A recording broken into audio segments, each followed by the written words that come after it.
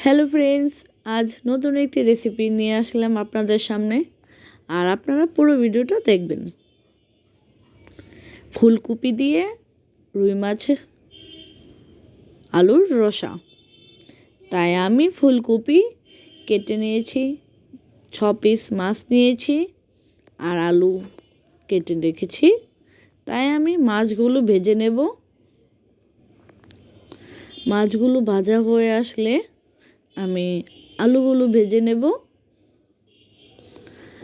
সাধারণত তরকারি মাছ একটু কম ভাজতে হয়। এবার আমি ফুলকপিগুলো ভেজে নেব। হালকা হালকা করে ভাজতে হবে। একবারে সবগুলো ফুলকপি দিয়ে দিলে কিছুটা ভেঙে যেতে পারে, তাই আমি দুবারে দিয়ে ফুলকপিগুলো ভেজে নিয়েছি।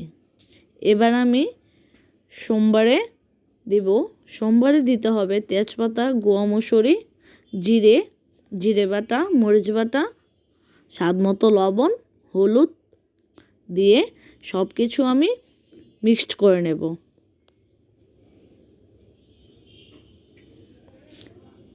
তাই আমি এগুলো কষিয়ে নিচ্ছি।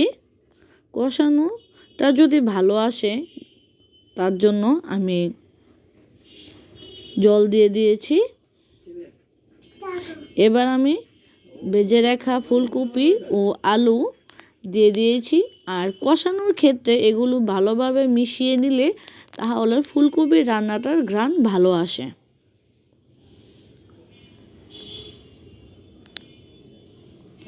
এবার আমি ঢেকে দিয়েছি।